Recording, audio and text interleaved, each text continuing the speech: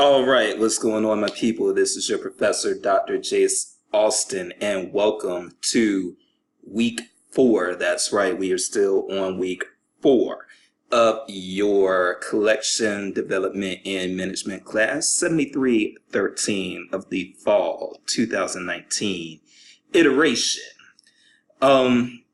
We do have a synced session coming up this week, coming up on the actually, let's take a look, because it's Thursday, but I don't know what date that is. Okay, so on Thursday the 19th, we do have a synced class period, and so that means that you do not have to, let me reiterate, this means that you do not have to do a written discussion or post. You will have to do one next week, week 5. You will have to do it then. But as I mentioned in the check-in video last week, you are not required to do a written post on the week 4 synchronous meeting for the 19th. Now, we see this meeting link here. This is the meeting link actually to Beth's class. So let me also reiterate this.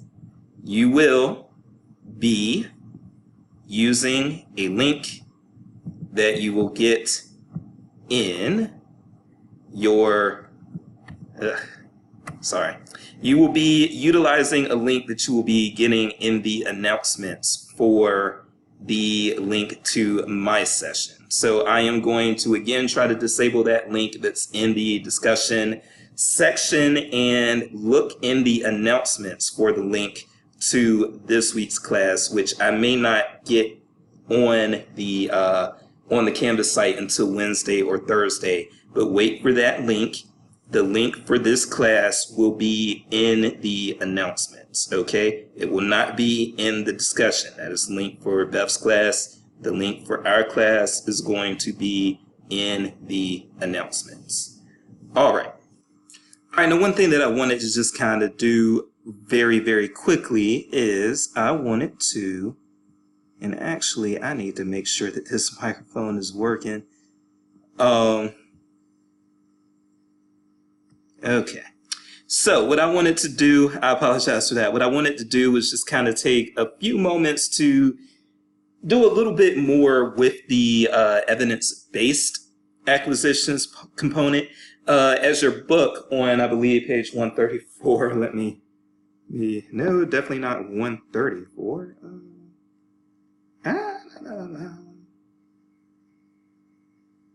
Yeah, 134. Okay, so your book on page 134 talks about evidence-based acquisition, which is apparently a new, and not new, but it's a growing approach to acquisitions in our field.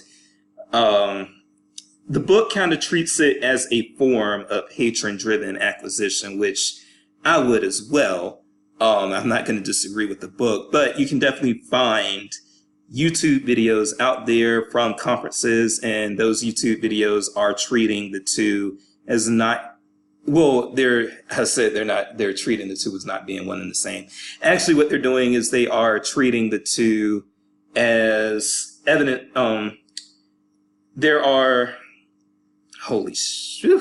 it's late, y'all. There are YouTube videos out there that are kind of making a distinction between evidence-based acquisitions and patron-driven acquisitions, whereas your book sort of suggests that evidence-based acquisition is a form of patron-driven acquisition.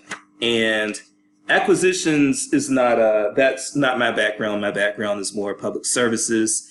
Actually, it is public services. That's like my entire background. But for the as far as acquisitions, and I see that evidence-based acquisitions really isn't spoken about as much in your readings and material for this week. So I did want to just kind of give that a little bit more of a shout out, let you all know that there are these 3 things on the free web that you can get that were conference presentations that discussed evidence-based acquisitions in a bit more detail. Those things are all about an hour long. So obviously we are not going to be watching those now, but you have a YouTube video here that does, this is from, I think, the Charleston, yeah, actually it is. It's from the Charleston Conference. For those of you who don't know, the Charleston Conference is held in South Carolina, Charleston, South Carolina. I don't know if it's every year or every other year, but it's the major acquisitions conference. And for the most part, it's acquisitions people who go to that. I went to it once, and that was just because I was in the Carolinas and had an opportunity to go, and my buddy was presenting, so I went to see him. But aside from that, yeah, it's mostly acquisitions people that go to the Charleston Conference, and I think it can be kind of a boring conference for those who are not in acquisitions. But this is a video from the Charleston Conference, and I did just want to go ahead and give it some sufficient play here. I'm also going to turn these captions on, so let's see.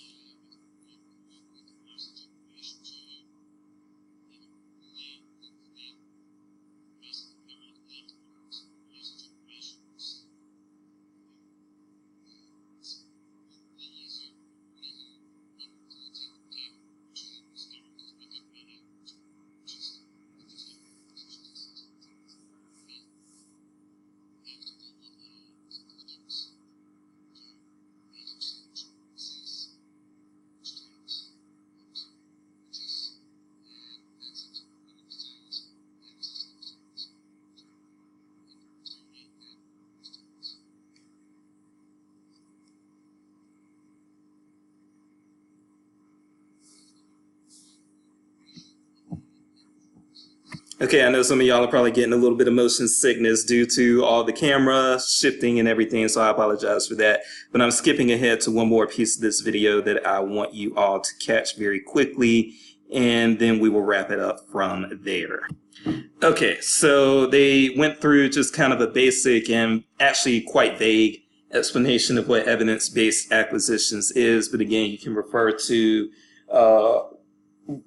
page 134 in your book, but I am also going to just let them speak on the reasons for choosing EBA, and then we will wrap this up. So it says collection purchase plus individual title selection.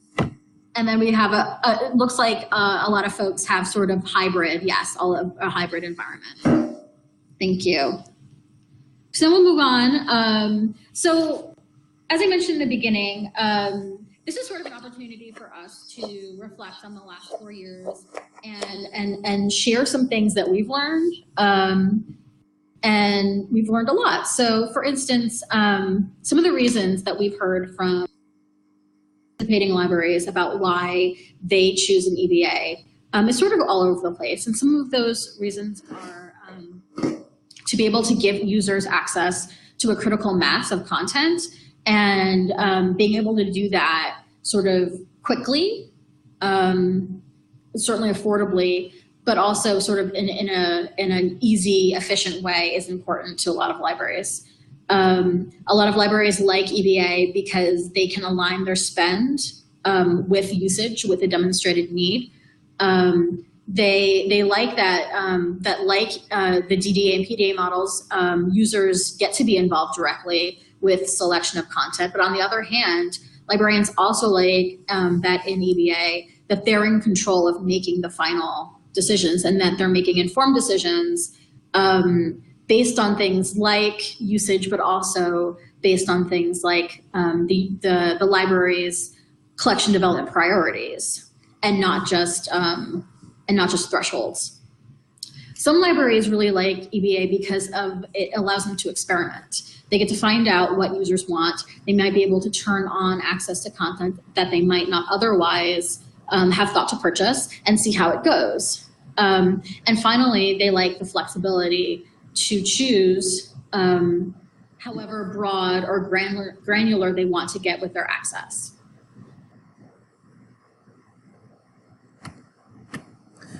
All right, so if you want to go more into that, if you want to be an acquisitions librarian, if that's what appeals to you, then what you probably want to do is, if you want to learn more about EBA, evidence-based acquisitions, then you can Google evidence-based acquisitions, and some of the video results that come up.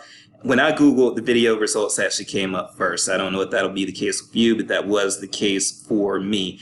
And some of the video results that come up, like I said, about 3 of them are things that were either conference presentations or vendors discussing EBA and why it may be a good fit for particular libraries. So that's a good way to try to learn more about EBA. It wasn't stressed very much in your reading content, and so I just wanted to give it an additional recognition drop, and hope that if this is an area that you want to go into as a librarian, my hope is that you will use this as an opportunity to just watch the videos, either this specific video from the Charleston Conference, which is all there is to know about evidence-based acquisitions, as well as a couple others that are out there. And there is also a piece that was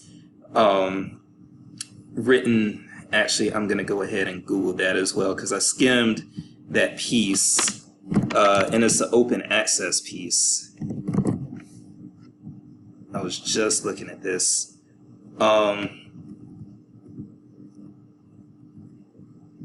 Yeah, the Spratt piece here. So this is, I believe it's Elizabeth Spratt, but we will know in a second. No, I am wrong. It is Stephanie Spratt. And Stephanie Spratt, along with other co-writers here, exploring the evidence in evidence-based practice. So this is a journal article that's actually fairly short, and also fairly recent, from 2017. And this is also something that you can read over to see how the University of Colorado, how their experiences were with evidence-based acquisition. So I think that's going to be pretty much it for me, and I will see you all Thursday. I'm out.